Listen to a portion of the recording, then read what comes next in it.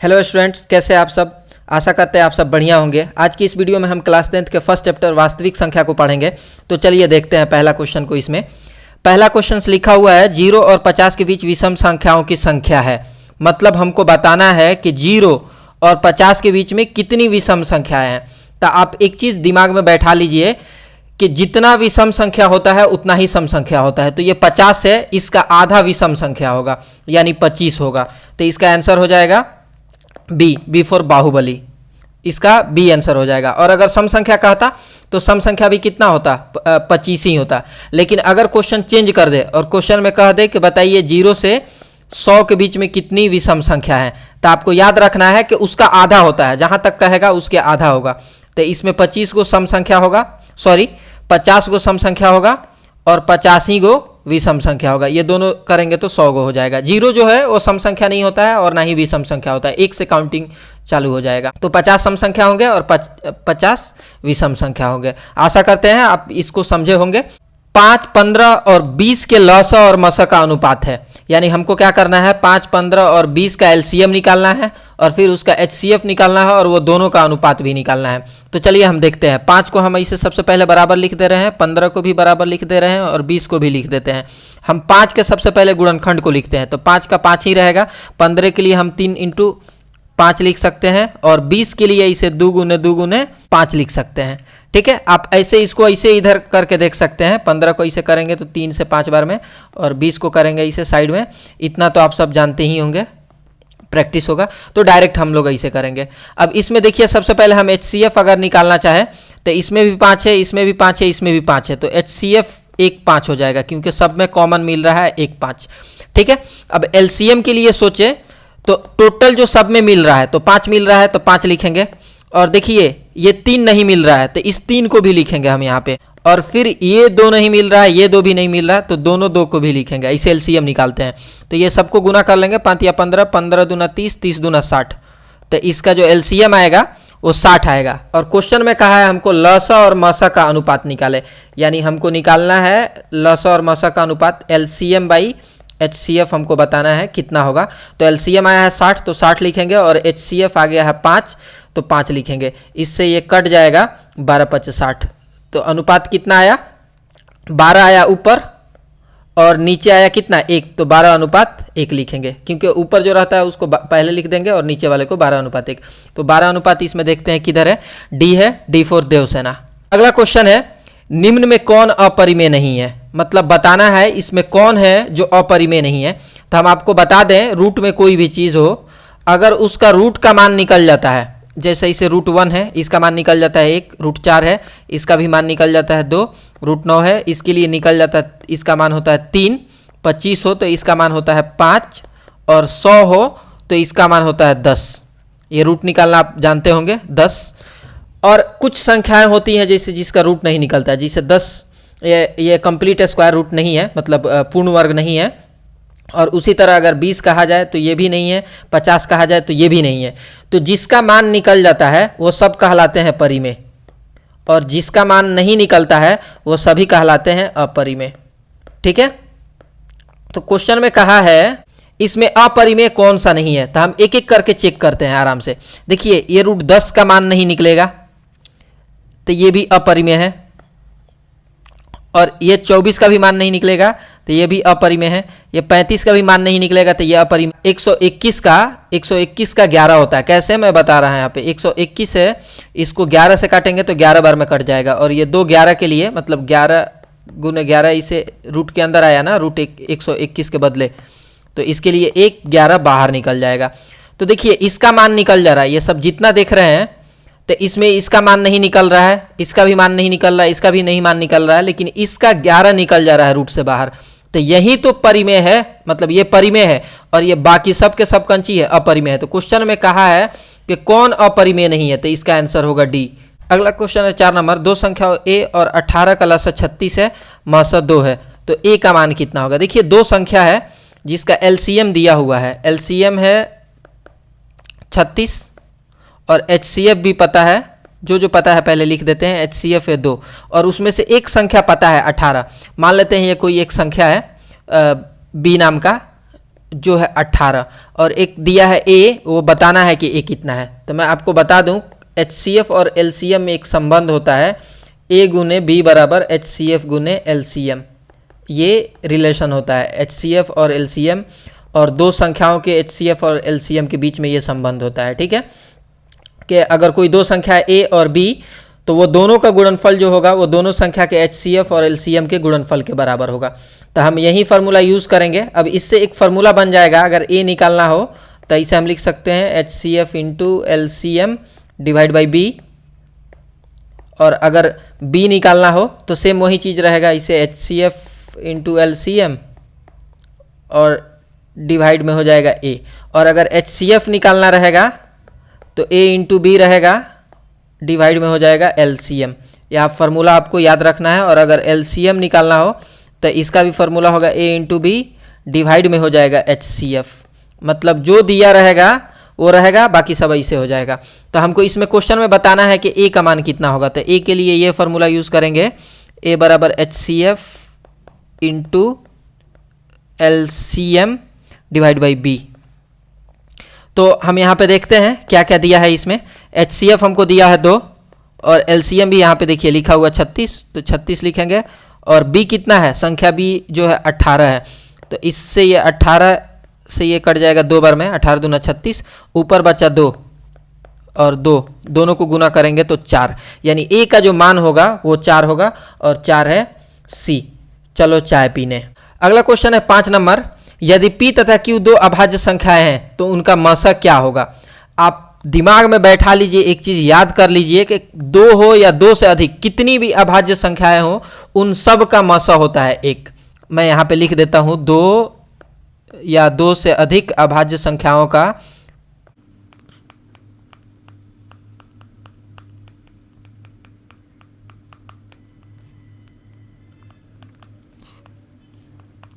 मसा 1 होता है।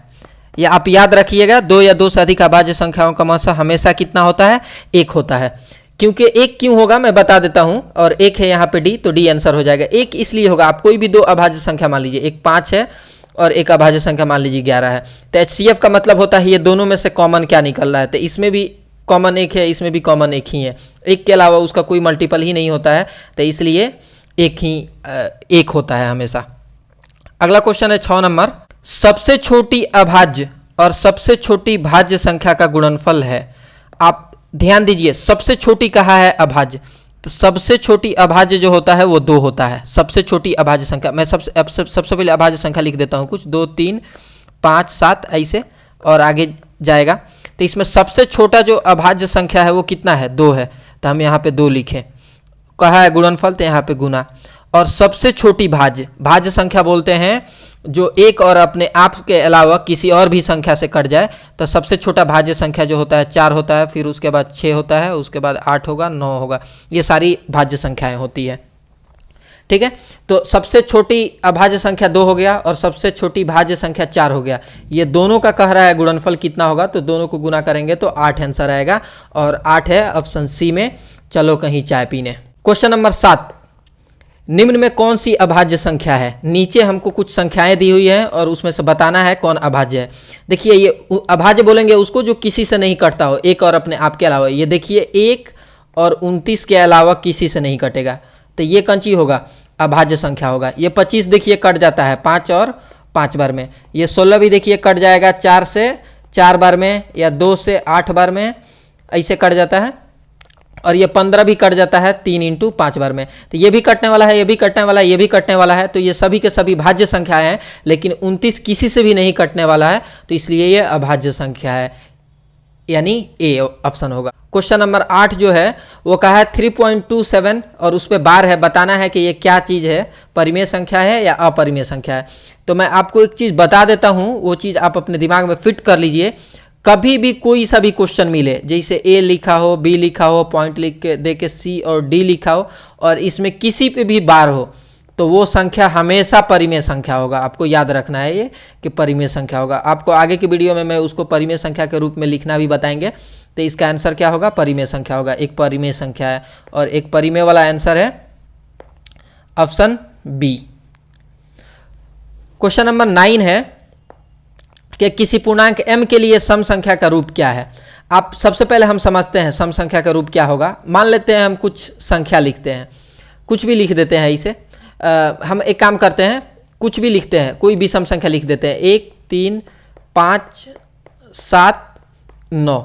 आप ध्यान दीजिएगा, ये सब में अगर 2 से गुना करें तो यहाँ पे 2 आएगा, इसमें भी 2 से गुना करेंगे तो 6 आएगा, इसमें 2 से गुना कर देंगे तो 10 आएगा इसमें, और यहाँ पे एक और भी कोई संख्या मान लो m है, इसे कुछ करके 7 में 2 से गुना कर देंगे तो 14 आएगा, 9 में 2 से गुना कर देंगे तो 18 आ जाएगा, m से 2 में गुना करेंगे तो 2m आ जाएगा। मतलब ये देखिए, ये सभी के सभी संख्या कंची है, विषम संख्या है, लेकिन जैसे उसमें 2 से गुना कर रहे हैं तो वो सब के सब सम बनता जा रहा है। ये भी हम मान लेते हैं कुछ टाइम के लिए कि ये विषम है, विषम नहीं सम कुछ भी हो, जैसे 2 4 6 8, अगर इसमें भी 2 से गुना करेंगे तो ये 4 आ जाएगा, इसमें गुना करेंगे तो 8 आ जाएगा, इसमें गुना करेंगे तो 12 और इसमें 16।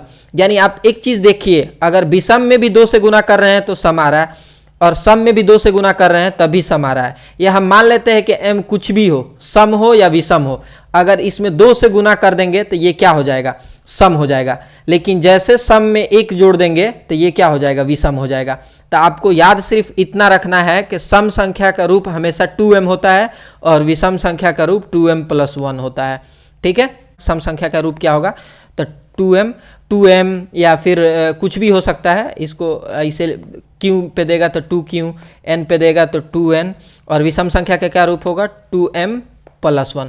आप ये देख लीजिए, ये हमेशा विषम संख्या देगा और ऊपर वाला जो है हमेशा सम संख्या देगा। आप कुछ भी रख सकते हैं, m के जगह पे मान लीजिए हम 10 रख रहे हैं यहाँ पे m पे, तो 10 दूना 20 और 1 जोड़ेंगे तो 21, विषम संख्या आएगा।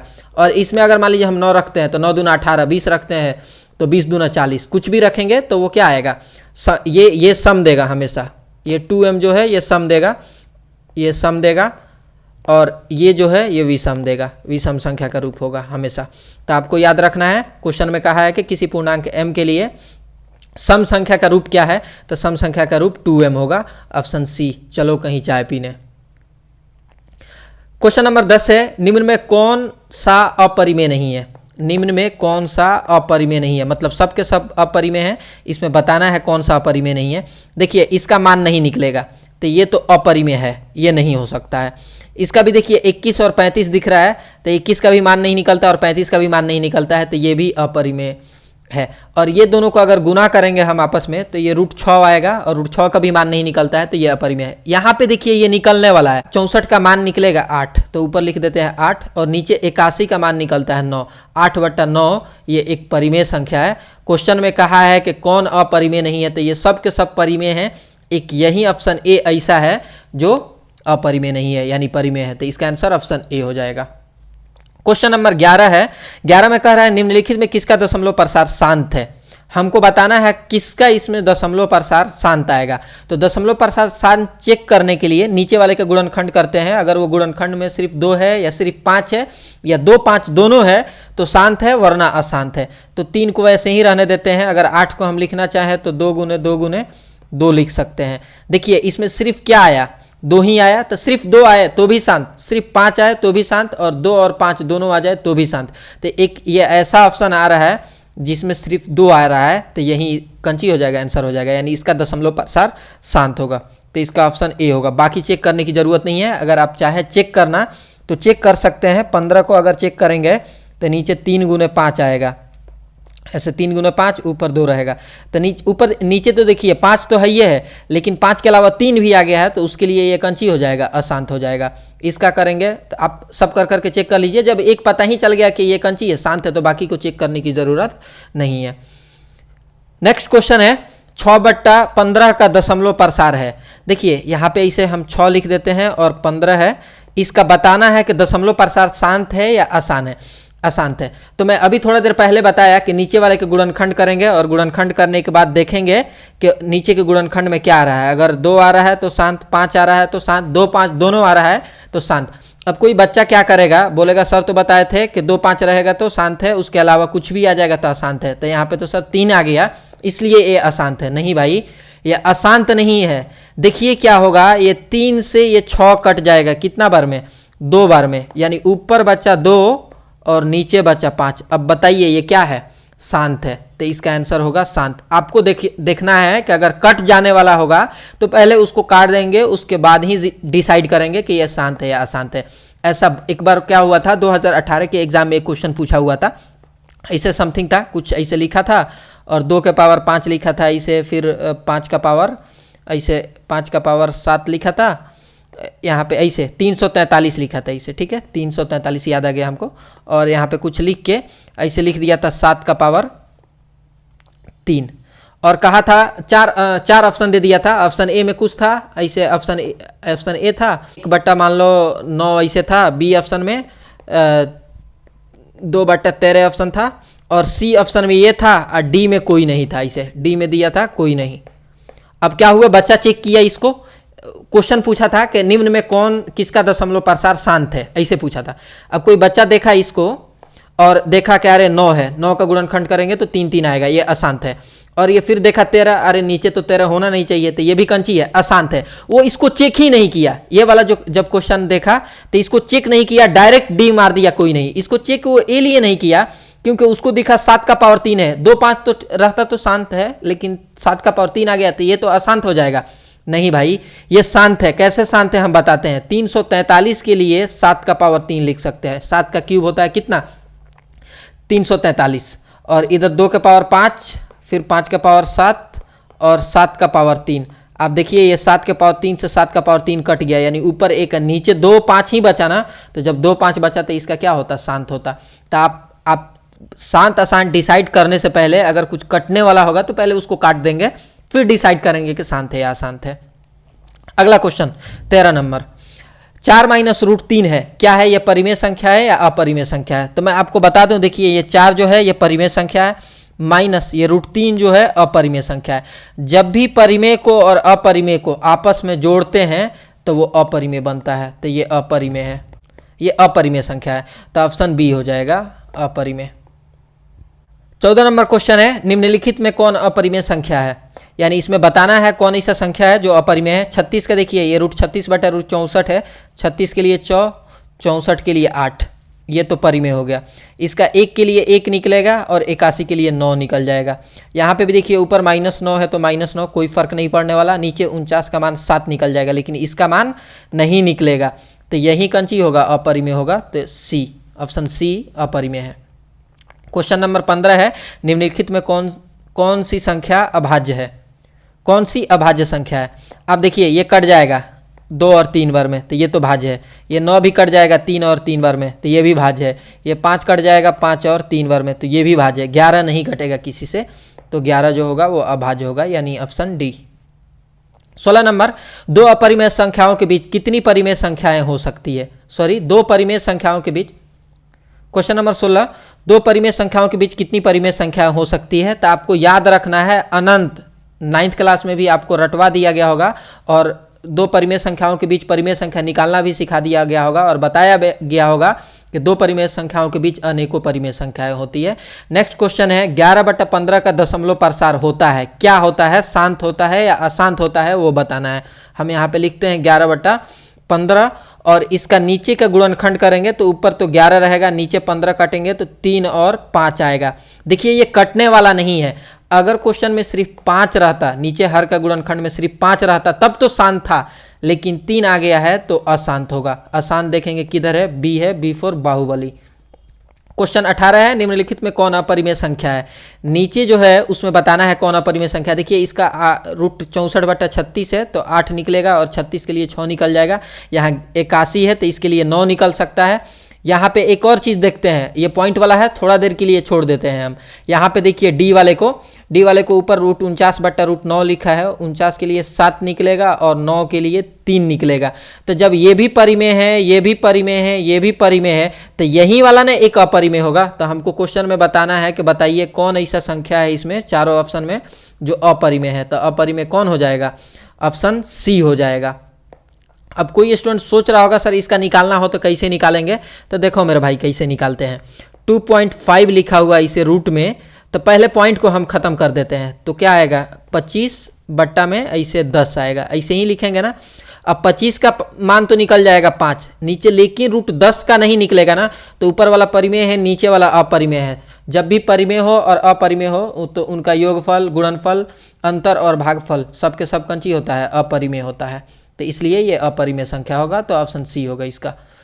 क्वेश्चन नंबर 19 है, √2 है एक। देखिए कि आपको पता चल जा रहा होगा कि √2 का मान नहीं निकलेगा, इसलिए √2 एक अपरिमेय संख्या होगा। क्वेश्चन नंबर 20, 2 या 2 से अधिक अभाज्य संख्याओं का मौसा कितना होता है। मैं आपको थोड़े टाइम पहले बता दिया हूं उधर पहले कि 2 हो या 2 से अधिक अभाज्य संख्या हो, उन सब का मौसा जो होता है वो 1 होता है, यानी HCF 1 होता है। और एक और चीज ध्यान दीजिएगा, अगर 2 संख्या कोई हो, अभाज्य संख्या A हो, B हो, और अगर इसका LCM पूछे तो आपको मैं बता दूं LCM हो जाएगा A इंटू B और HCF होगा 1। ये आपको याद रखना, क्योंकि एक बार के एग्जाम में पूछा था कि 2 A और B अभाज्य संख्या है तो इनका LCM होगा, तो LCM होगा A इंटू B होगा। उसमें A मत टिक करना, HCF 1 होगा, बाकी LCM वो दोनों को ही आपस में गुना कर देंगे। अगर मान लीजिए 3 गो अभाज्य संख्या है, A है, B है और C है, इसका LCM पूछ रहा है तो तीनों को गुना कर देंगे, यानी A B C, और HCF जब पूछेगा तो उसका HCF होगा 1। तो यहाँ सिर्फ 2 संख्या है और उसका HCF पूछा है तो HCF 1 होगा। अगला क्वेश्चन है, निम्नलिखित में कौन परिमेय संख्या है। नीचे कुछ ऑप्शन दिया गया है, इसमें बताना है कौन है जो अपरिमेय है। देखिए यहाँ पे √3 लिखा है, √3 का तो मान नहीं निकलेगा, तो ये अपरिमेय हो जाएगा। सॉरी, परिमेय संख्या पूछा है तो ये तो अपरिमेय हो गया। यहाँ पे 4 + √5 लिखा है तो ये भी अपरिमेय होगा। यहाँ √6 है, इसका भी मान नहीं निकलेगा तो ये भी अपरिमेय होगा। अब कोई सोच रहा होगा ये 4 + √5 क्यों है, तो आपको एक परिमेय और अपरिमेय संख्या से रिलेटेड कुछ दिन में सीरीज मिल जाएगा कि उसका कितने रूप होता है। 3 रूप में आता है, एक बट्टा के रूप में, एक दशमलव के रूप में और एक भिन्न के रूप में। सब में परिमेय होता है और अपरिमेय होता है, तो उसका आपको एक वीडियो मिल जाएगा जिसमें आप अच्छे से समझ सकते हैं परिमेय अपरिमेय को पहचान करना। यहाँ पे देखिए जो B नंबर ऑप्शन है यही परिमेय होगा। कैसे होगा हम बताते हैं।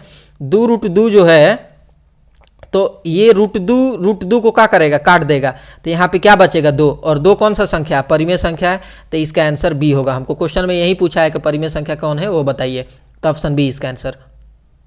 क्वेश्चन नंबर 22, 2 क्रमिक सम संख्याओं का HCF कितना होता है। 2 क्रमिक सम संख्या, देखिए कोई भी क्रमिक का मतलब होता है लगातार 2 को संख्या कोनो भी ले लीजिए, आप कोई भी संख्या ले लीजिए, आपके मन में जो भी संख्या आता हो वो ले लीजिए। मान लीजिए मैं 2 और 4 ले लेता हूँ, ये 2 4 का HCF हमको बताना है कितना होगा, तो आप HCF निकालिए और CF निकालेंगे तो 2 होगा।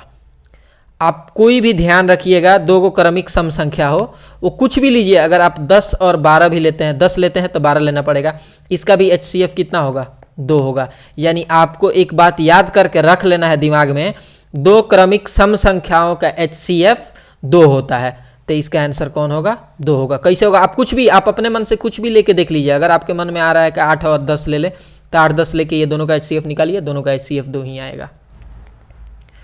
नेक्स्ट क्वेश्चन, किसी धनात्मक पूर्णांक A तथा B के लिए AB का मस इंटू AB का लस निम्न में से किसके बराबर होता है। अब अभी थोड़ा टाइम पहले हम बताएं, अगर 2 संख्या हो A और B तो इसका HCF और LCM में एक संबंध है, HCF ऑफ AB, मतलब AB का HCF into LCM of AB, यानी AB का LCM, ये दोनों बराबर होता है A इंटू B के। मतलब AB का HCF और AB का LCM का गुणनफल A और B के गुणनफल के बराबर होता है। तो यहाँ पे वही कहा है AB का मस इंटू AB का लस किसके बराबर होगा, A इंटू B के बराबर होगा, और A इंटू B है option C। Question number 24, Euclid विभाजन एल्गोरिथम 2 धनात्मक पूर्णांकों के निम्न में किससे परिकलित करने का तकनीक है। क्या निकालने का तकनीक है, लस मस भागफल शेषफल। आप याद रखिएगा मस, यूक्लिड विभाजन प्रमेयिका जो है वो यूक्लिड विभाजन एल्गोरिथम जो है 2 धनात्मक पूर्णांक के HCF निकालने का एक तकनीक है। क्वेश्चन नंबर 25, पाई है, पाई एक अपरिमेय संख्या होता है, इसमें आपको समझने वाली नई चीज़ है, आप याद करके रखिए कि पाई एक अपरिमेय संख्या है, क्योंकि इसका मान फिक्स नहीं होता है, कभी 22/7, कभी 3.14। क्वेश्चन नंबर 26, निम्नलिखित में कौन अपरिमेय संख्या नहीं है। हमको बताना है इसमें कौन अपरिमेय नहीं है। देखिए √7 जो है ये भी एक अपरिमेय, क्योंकि इसका मान नहीं निकलेगा। √3/7, √3 का मान नहीं निकलेगा, इसलिए ये भी एक अपरिमेय हो गया। और √2/5 ये भी एक कंची हो गया, अपरिमेय हो गया। अब कोई बच्चा देखेगा यहाँ पे, उसको दिख रहा होगा 75 और नीचे दिख रहा होगा 48, ऐसे लिखा हुआ है ना √75 और नीचे लिखा हुआ है √48, इसको हम एक रूट में ले लेंगे। बोलेगा सर 75 का भी तो मान नहीं निकलता और 48 का भी मान नहीं निकलता है, तो ये भी तो अपरिमेय ही हो जाएगा, यानी ये गलत है। नहीं भाई, गलत नहीं है। देखो 3 से कटने वाला है, 3 से अगर काटेंगे इसको तो ये कट जाएगा 3 दूना 6, 3 पचे 15, और 3 से इसको काटेंगे तो 3 एकम 3 और 3 छक 18, यानी ऊपर मान निकला 25 और नीचे 16। इतना बार में ये कटा। अब देखिए 25 का मान निकल जाता है 5 और 16 का मान निकलता है 4, यानी इसका आंसर कितना आया 5/4। और 5/4 बताइए क्या होगा? 5/4 जो होता है वो परिमेय संख्या होता है, तो यही एक ऑप्शन है जो परिमेय संख्या है, यानी अपरिमेय नहीं है। ये वाला अपरिमेय नहीं है मेरे भाई, देख के मत टिक कर देना कि यह अपरिमेय है। क्वेश्चन नंबर 27, √3 और √5 है, हमको बताना है √3 क्या। आप देखिए √3 भी एक अपरिमेय संख्या है और √5 भी एक अपरिमेय संख्या है, तो दोनों के दोनों क्या है एक अपरिमेय संख्या, तो इसका आंसर बी। नेक्स्ट 28 नंबर, निम्नलिखित में कौन सा भिन्न का दशमलव प्रसार शांत होगा? मतलब नीचे कुछ संख्या दिया हुआ है, उसमें बताना है किसका दशमलव प्रसार कंची होगा, शांत होगा। तो हम पहले ही बता दिए हैं आपको किधर ध्यान देना है, नीचे वाले में ध्यान देना है। यहाँ पे देखिए नीचे 105 दिख रहा है ना, एक के नीचे, अगर 105 को हम काट दें ऐसे, तो इसको काट सकते हैं हम 5 से, 5 दूना 10, 5 एकम 5, इसको 3 से काट देंगे कितना बार में, 7 बार में। यहाँ पे देखिए 5 आए तो ठीक है, ये 3 7 कहाँ से आ गया, तो ये तो अशांत हो जाएगा, यानी ये नहीं हो सकता, अशांत है। 77/210 जो लिखा हुआ है, 210 को हम एक बार काट के देख लेते हैं। अगर ये 2 से काटेंगे तो 1 0 105 बार में कट जाएगा। इसको अगर हम 3 से काटते हैं तो 3 3 9, 3 5 15, इतना बार में कट जाएगा। और अगर इसको 5 से काटते हैं तो 7 बार में कटेगा। देखो भाई ये 5 2 तो ठीक है, ये 7 3 किधर से आ गया, तो ये भी कंची हो जाएगा, अशांत होगा, इसका भी दशमलव प्रसार, तो ये हो नहीं सकता है।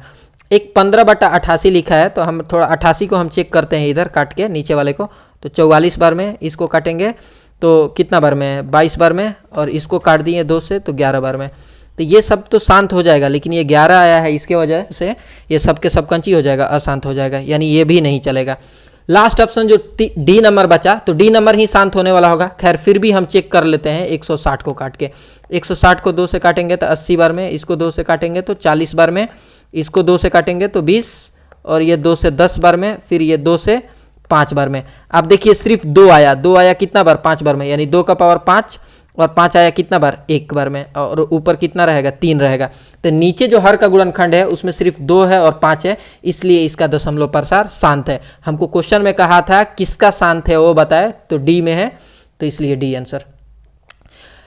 29 नंबर क्वेश्चन है 2.12 11 फिर 112 फिर 1112 फिर 1112, और बताना है ये क्या है, परिमेय संख्या है या अपरिमेय संख्या है। तो हम आपको देखिए दशमलव वाला चीज़ बता देते हैं। हम दशमलव में कितने टाइप का दशमलव होता है वो आप एक चीज़ ध्यान रखिए, परिमेय वाला भी हम दशमलव प्रसार आपको बता देते हैं और अपरिमेय वाला भी हम आपको बता देते हैं। फिर आप खुद ही बताइएगा कि ये परिमेय है या अपरिमेय है, आप खुद डिसाइड करके बताइएगा। आप देखिए कहीं पे भी अगर 3.43 ये पूरा पूरा कट गया तो परिमेय होगा, ठीक है, ये एक टाइप हुआ। दूसरा टाइप आप ध्यान रखिए, कहीं पे भी ऐसे 3.4 3 3 3 3 3 ऐसे डॉट डॉट, यानी देखिए आपको एक ही चीज़ रिपीट कर रहा है। इस चीज़ को वो ऐसे भी लिख सकता है 3.4 3 और 3 पे ऐसे बार दे देगा, यानी 3 बार आया, तो भी ये कंची है, परिमेय है। और अब आपको अपरिमेय वाला बताते हैं कौन कौन सा अपरिमेय होगा।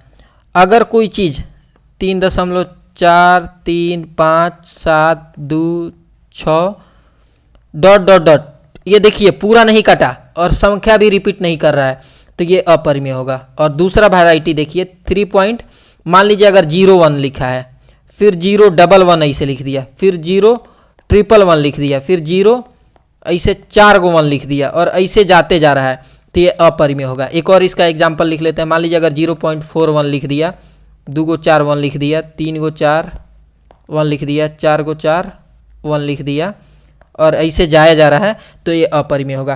तो आप देख के बताइए, यहाँ पे 1 गो 2, फिर 2 गो 1 2, फिर 3 गो 1 2, फिर 1 गो 2 3 4 गो 1, ऐसे ये एक एक बढ़ते बढ़ते जा रहा है ना, तो ये कौन सा संख्या होगा, अपरिमेय संख्या होगा, यानी ऑप्शन सी होगा अपरिमेय संख्या। क्वेश्चन नंबर 30 है √3/√12 क्या है। हम इसको सबसे पहले इधर थोड़ा अलग लिखते हैं, √3/√12, फिर देखेंगे ये क्या है। √3/12 को ऐसे एक ही घेरा में ले लेते हैं, ऐसे √3/12 ऐसे, क्योंकि दोनों पे रूट है तो ऐसे लिख सकते हैं हम इस चीज़ को। देखिए 3 एकम 3 और 3 चौका 12, ये ऊपर आया 1 नीचे आया 4, रूट के अंदर 1 का रूट निकलता है 1 और 4 का रूट निकलता है 2, 1/2 इसका आंसर आ रहा है। और 1/2 जो होता है वो परिमेय संख्या होता है। तो इसमें हम क्वेश्चन 30 तक ही रहने देते हैं। इसका पार्ट 2 वीडियो आएगा जिसमें लगभग 60 क्वेश्चन है, 60 से ज़्यादा है, वो सभी क्वेश्चन को कंप्लीट कर दिया जाएगा।